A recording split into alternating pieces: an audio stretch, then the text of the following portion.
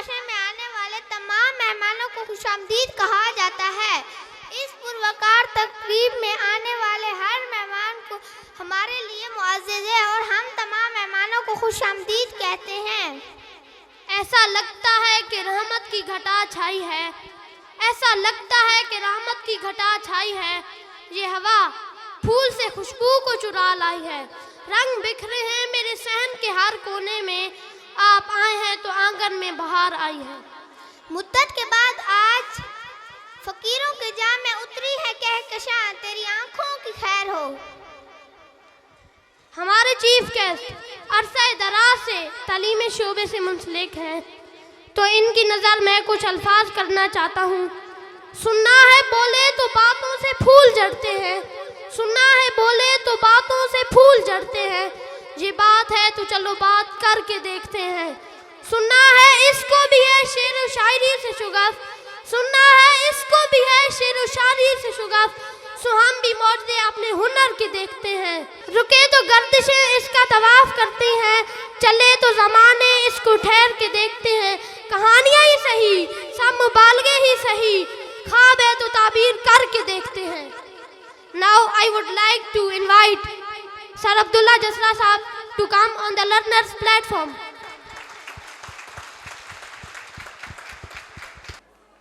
रब्बे करीम के नाम से, जिसका नाम इज्जत, बड़ाई और पकीज़गी की अलामत है, जो इस कायनात का वाहिद और इकलौता मालिक है। दरूद और सलाम इस कायनात के मोहसिन इंसानियत,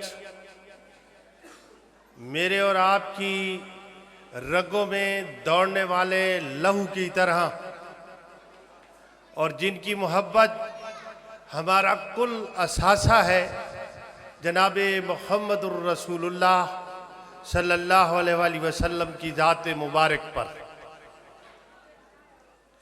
वो जिसने असलूब सिखाया इंसानों को जीने का,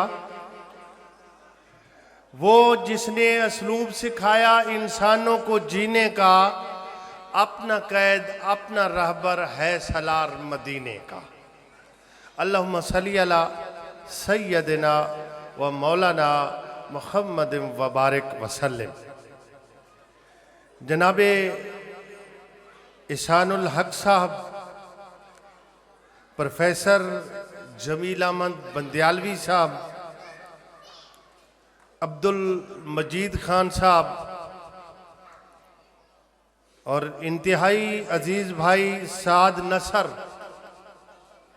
इदारा हाजा के प्रिंसिपल और बिरादर अजीज़ इकराम साहब अहमद पब्लिक स्कूल के डायरेक्टर हैं, और बहुत ही काबिल एहतराम वो मैं जो इस प्रोग्राम के अंदर आई हैं, और वो वालिदैन, वो बाप और वो भाई जो अपने बच्चों के लिए यहाँ मौजूद हैं। मैं आपसे सिर्फ चंद मिनट लूँगा, लेकिन मेरी ख्वाहिश ये है कि मैं कोई 70 किलोमीटर का सफ़र करके सिर्फ आप लोगों से चंद बातें शेयर करने आया हूँ, उसके लिए आपकी तवज्जो चाहिए। मैं रात अंधरवी के एक शेर से शुरू करूंगा। राह के वो कहता है कि आंखों में पानी रखो, होंठों पे चिंगारी रखो, आंखों में पानी रखो, होंठों पे चिंगारी रखो, जिंदा रहना है तो तदबीरें बहुत सारी रखो। और राह के पत्थर से बढ़कर कुछ नहीं है मंजिलें, रास्ते आवाज देते हैं सफर जारी रखो। और बहुत जरूरी है कि आंखों का भरम रहे कायम, नींद रखो या न रखो ख्वाब म्यारी रखो। सुल्तान सबतकीन एक मुहिम पे निकला था, रास्ते में उसने पड़ाव किया तो रात हो गई। उसके पड़ाव के साथ ही एक मदरसा उस वक्त की यूनिवर्सिटी थी। तो सुल्तान के खैमे के बाहर एक बहुत बड़ी मशल जल रही थी। वो जो मदरसा था, वो जो यूनिवर्सिटी थी उस वक्त की, उसके बच्चे आते किताबें लेके, उसकी रोशनी में पढ़ते और वापस चले जाते। सुल्तान ने वो जो शम्मा थी, वो जो मशल थी, उन बच्चों को तोहफतन दे दी कि अपने मदरसे में ले जाएं, वहाँ पे ये गाड़े और वहाँ पे इसकी रोशनी में पढ़े। सुल्तान के ज़हन में 3 सवाल थे। पहला सवाल बहुत अरसे से था कि क्या मैं अपने बाप का हकीकी बेटा हूँ या ले पालिक हूँ। उस वक्त बादशाह ले पालिक बेटे भी औलाद नहीं होती थी तो पाल लेते थे। दूसरा सवाल ये था कि क्या ये जो इल्म हासिल करने वाले बच्चे होते हैं, ये जो उलमा हैं, क्या ये अंबिया के वारिस हैं या ऐसे ही कहा जाता है। और तीसरा सवाल उसके ज़हन में ये था कि ये जो मैंने मशल दी है, क्या अल्लाह ने मेरे इस अमल को कबूल किया है कि नहीं किया है। वो रात को सोया तो उसे ख्वाब में जनाब मोहम्मद रसूलुल्लाह सल्लल्लाहु अलैहि वसल्लम की ज़ियारत हुई और उन्होंने सिर्फ एक जुमला कह के तीनों सवालों का जवाब दे दिया। उन्होंने सुल्तान को मुखातिब करके जनाब मोहम्मद रसूलुल्लाह सल्लम ने फरमाया कि ऐ सबकतगीन के बेटे, जो मेरे वर्षा को शम्मा देगा उसका अमल कैसे कबूल नहीं होगा। ये जो इल्म हासिल करने वाले हैं, ये जो तालीम हासिल करने वाले हैं और ये जो इस इल्म के अमल को जारी रखते हैं, आप यकीन करें अगर हमारा थोड़ा सा विजन बदल जाए, विजन को बदलना पड़ेगा, वरना ये सारे उलमा के वारिस हैं, ये सारे अंबिया के वारिस हैं। और अल्लाह के रसूल सल्लल्लाहु अलैहि वसल्लम ने फरमाया, जो इल्म के रास्तों पे चला वो जन्नत के किसी रास्ते पे चला। ये जन्नत के रास्तों पे चलती हैं आपकी औलादें, ये जन्नत के रास्तों पे जाते हैं आपके बच्चे। और मैं इन माओं से 3 कहानियां शेयर करना चाहता हूं।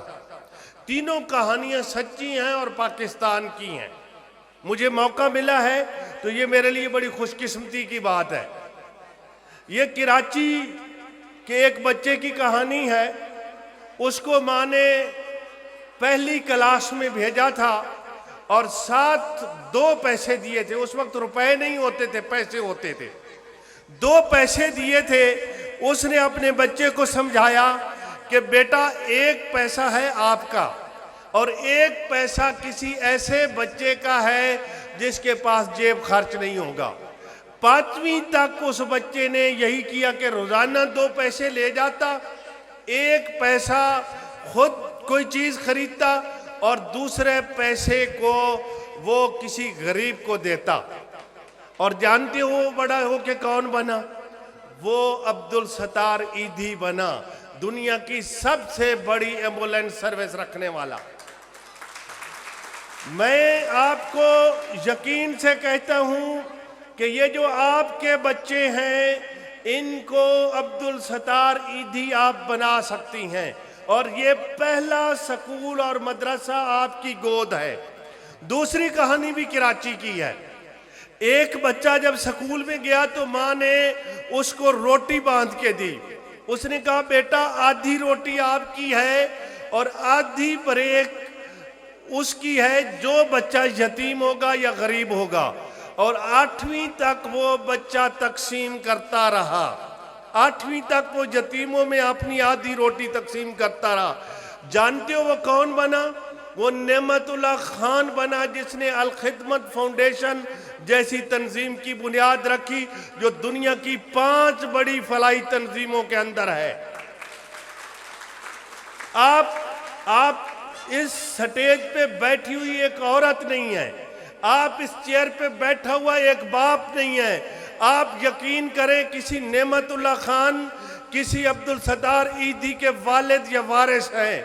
अगर आप पहले दिन से ही अपने बच्चे की तरबियत और उसकी तालीम पर तवज्जो दें। तीसरी कहानी भी पाकिस्तान की है। ये एक CSP अफसर था। ये घर से निकला नहर पे उसने देखा कि उसके घर के करीब ही एक नाला बहता था कि एक औरत आई है और उसमें से मरी हुई मुर्गी निकाली है और उसको आपने वो जो उसने नकाब किया हुआ था, पर्दा किया हुआ था, उस चादर के नीचे छुपाया है। उसने गाड़ी रोकी और उसके पीछे चलना शुरू कर दिया। उसने देखा कि साथ ही एक टूटा फूटा घर है, उसके सामने पर्दा लटक रहा है।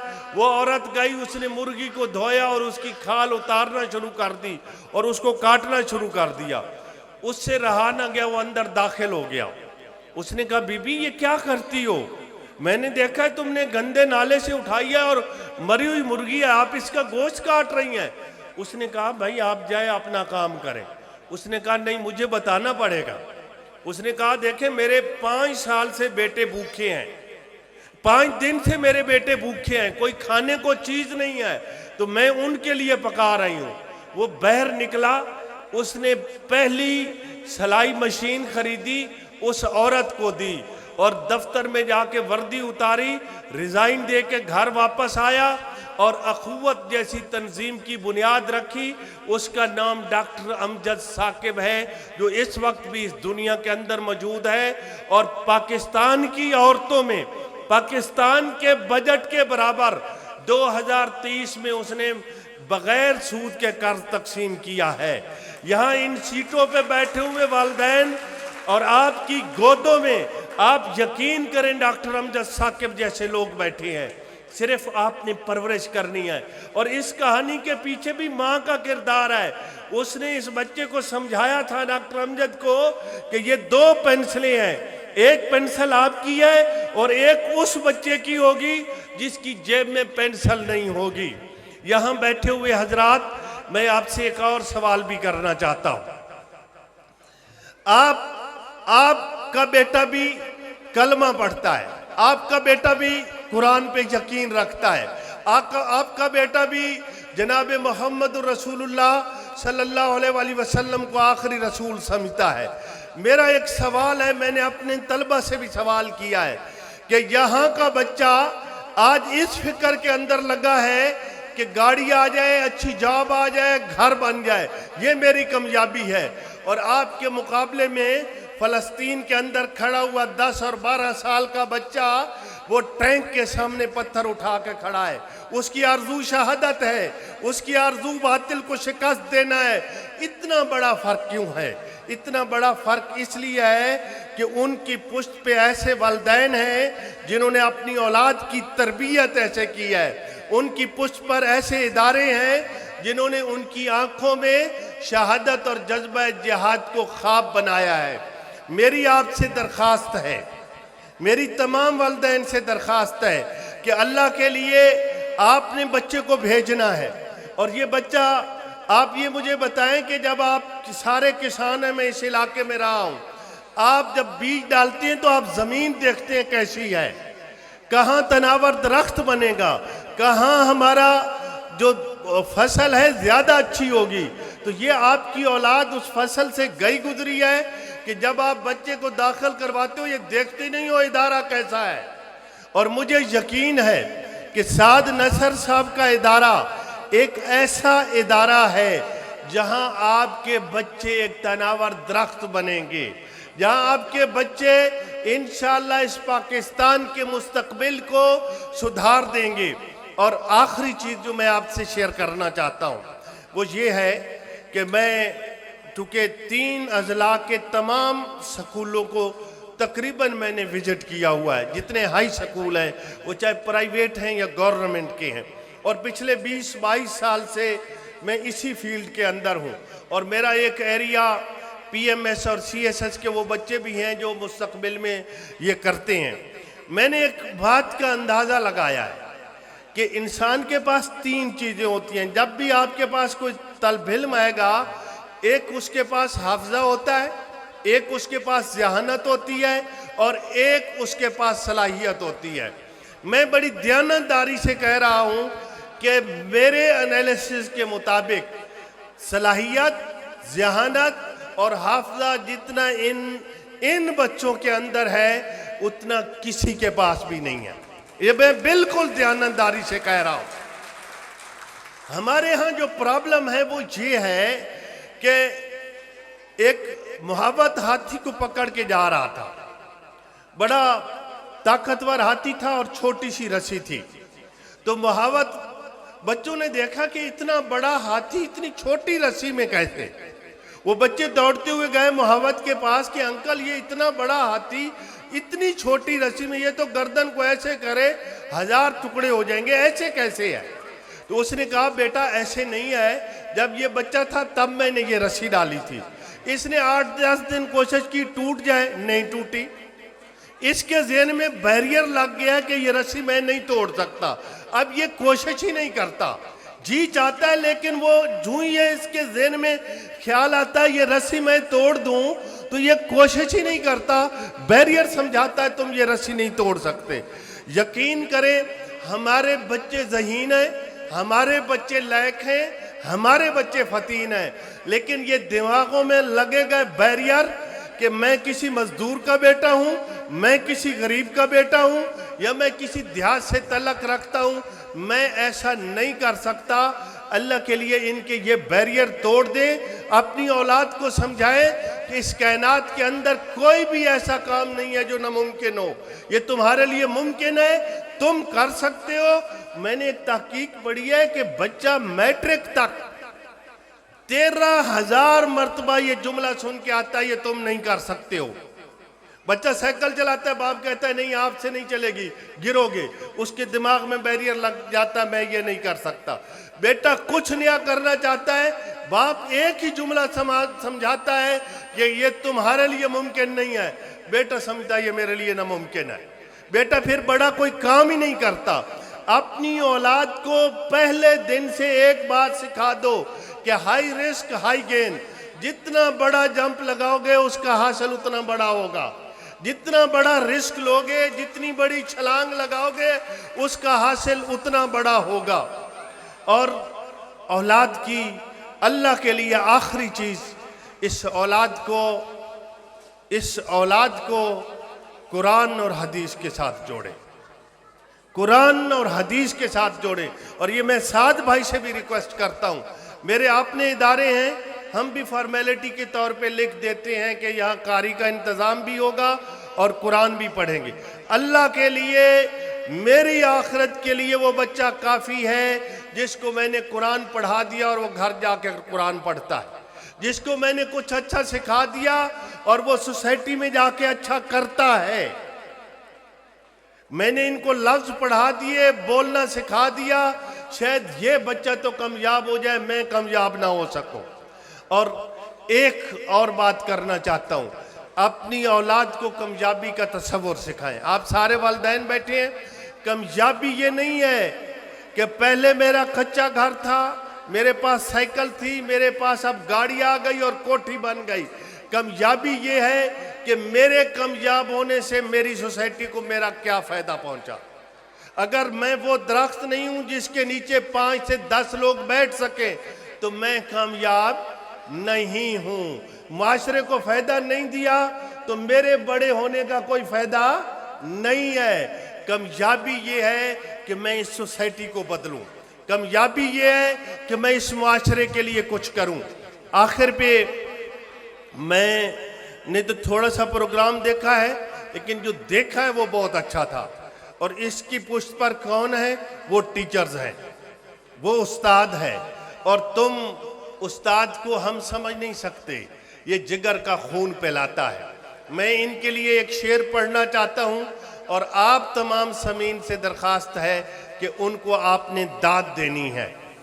सहर ने कहा था कि हमने छिड़का है सूखी हुई शाखों पे जिगर का खून सहर, हमने छिड़का है सूखी हुई शाखों पे जिगर का खून सहर, अब भी फूल ना खिलते तो क़यामत करते। ऐसे तो नहीं है। उस्तादों के लिए इतनी कम तालियां नहीं, आप इतने थके हुए लोग तो नहीं है ना यार।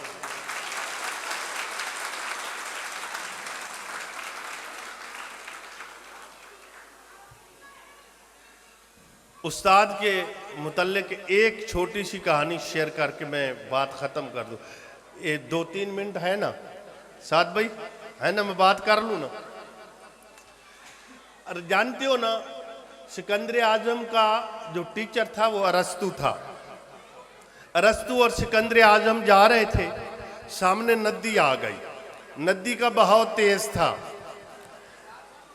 अरस्तु ने कहा पहले मैं गुजरता हूं और आप देख लीजिएगा पानी जहां जहां कम होगा आप फिर वहां से गुजरिएगा। सिकंदर आजम ने रोक दिया और पहले खुद गुजर गया। उसके बाद अरस्तु गुजरा तो दूसरे किनारे पे अरस्तु ने कहा कि सिकंदर आजम तुमने गलती की, तुम डूब जाते तो दुनिया एक सिकंदर आजम से महरूम हो जाती। सिकंदर आजम ने कहा आप उस्ताद हैं, जुमला ऐसे नहीं है, जुमला ऐसे है कि अगर मैं डूबता तो दुनिया एक सिकंदर आजम से महरूम होती, अगर आप डूबते तो हजारों सिकंदर आजम डूब जाते। उस्ताद बादशाह नहीं होता, हजारों बादशाहों को पैदा करता है। तो मेरी ख्वाहिश और मेरी आरज़ू ये है कि अल्लाह ऐसे इदारे हर जगह पर खोलने की लोगों को तौफीक दे, हम ये शम्मा जलाएं और इस इल्म के ज़रिए मेरी ये सोसाइटी बदल जाए, इस तालीम के ज़रिए मेरी सोसाइटी से इस जहालत का ख़ात्मा हो जाए। इस तालीम के ज़रिए यकीन करें ये कारोबार नहीं है, ये नस्लों को सुधारने का मंसूबा है। अगर आप समझ सके तो ये खतन कारोबार नहीं है, ये आपकी नस्लों के ज़रिए पाकिस्तान का मुस्तकबिल और आलम इस्लाम को तमीर करने का मंसूबा है। अल्लाह ताला इनकी काविशों को कबूल कर ले। टूटी हुई मुंडेर पर नन्ना सा एक दिया, टूटी हुई मुंडेर पर नन्ना सा एक दिया, ये कह रहा है मौसम से आंधी जरा चला के तो देख। वसलाम।